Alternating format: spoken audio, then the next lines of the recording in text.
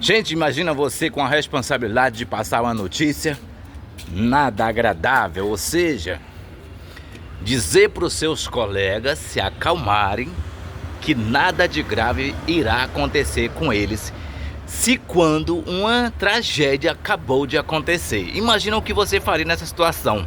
Você tem a missão de acalmar os demais, para que algo não enlouqueçam todos, sem saber mesmo o que vai acontecer, mas você deve se acalmar, e a minha função era acalmar os demais, para comunicar para eles que um de nossos colegas tinha acabado de ser morto, mas eu, como era chefe de um grupo, eu tinha essa missão que foi me passada logo assim que aconteceu o ocorrido, de chamar eles e acalmar, para que nada acontecesse naquele recinto, ou seja, naquele ambiente, para não causar tumulto nem acelerar o sistema, né?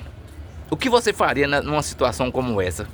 Eu, não vou mentir, mantive a calma, mas o coração em tempo de sair pela boca, né? Porque imagina a situação daquele jeito. O cara chegou pra mim, um dos chefes, falou: ó, João, cheguei.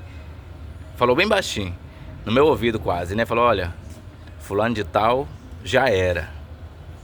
Quando ele falou fulano de tal já era, um colega nosso, do meu grupo, né, na verdade, que eu chefiava. Porque assim, para você entender, o sistema prisional, ele tem os grupos, tem pessoas que tomam conta de certas pessoas, certos artigos, certos grupos, entendeu? Então assim, eu tomava conta na época de 18 pessoas, aí foi diminuindo o grupo, depois estava com 12, com 8 e tal. Sei que nessa época que aconteceu isso, a gente estava em 7, de 7 a 9, se eu não me engano 9, para ser mais preciso. Então imagina eu ter essa missão de chegar para os meninos e dizer: olha, fica calmo. A maioria nem sabia de nada ainda o que tinha acontecido, mas eu tinha a obrigação de dizer para eles: olha, gente, seguinte, aconteceu isso assim, assado, mas não precisa fazer nada, não vai acontecer nada com nós. Foi o que, pelo menos assim, esses caras, quando dão uma ideia, a ideia é válida, entendeu? Assim, eles prometeram para mim, falou: João, não é nada com vocês, o que tinha que ser feito já foi feito, fulano de tal já era, mas...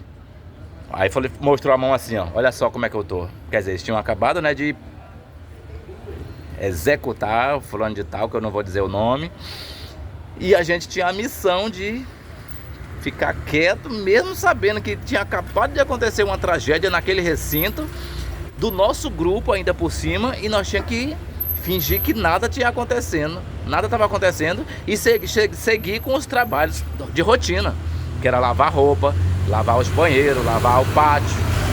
Imagina que situação, o que você ficaria nesse momento. Eu só sei que nós ficamos com o coração na mão, todo mundo, né? O negócio acontecendo e acelerando, e a gente sem saber o que fazer. Eu sei que não demorou muito, e as coisas esquentando. Aí acabou o horário de pátio, né, que era onde as pessoas ficam, uns vão pro banho de sol, outros ficam no pátio, e pronto, encerrou esse horário, a gente tinha que retornar para a cela. E agora, como retornar para a cela se estava algo errado lá na cela? O rapaz estava pendurado lá lá chama de comungó. É como se fosse uma área que ventila, que entra ar. Tem uns ferros, e aí foi utilizado esse ambiente, esse local, para poder fazer tal tragédia. E a gente tinha que retornar para a cela e se deparar com aquela situação. Você entraria para a cela nessa situação? O que você faria? Alarmava, saía gritando, correndo o risco também de ser morto? O que você faria nessa situação? Se você chegasse gritando no portão, que é nas grades lá na frente, você correria o risco da polícia não chegar a tempo, porque tinha um monte de grade que separava você da polícia. Então, até que isso fosse acontecer, você já era. Se você fosse alarmar, contar tal coisa que estava acontecendo, você também ia para ralo, você ia de ralo. Então, resumindo, na hora do retorno, você não sabe o que aconteceu. A gente se recusou a entrar na cela, foi aonde deu um grande tumulto. Aí, toda vez que é chamado o retorno, as polícias vêm para a grade, para poder contar as celas e saber quantos estão retornando para as celas. E nessa cela nossa estava faltando uma pessoa para poder ser conferida. para fazer o confere, né? Então as polícias mandavam entrar e sair, tá faltando um, fulano de tal tá faltando. O cara de pendurado numa corda, como é que vai retornar? Eu só sei que acabou que foi descoberto na hora ali. A gente não retornou para a cela e acabamos que alarmamos, e aí a maioria já estava trancado. É bom que lembre, porque a gente só fez isso porque a maioria já tinham se trancado, ou seja, as outras celas já estavam trancadas.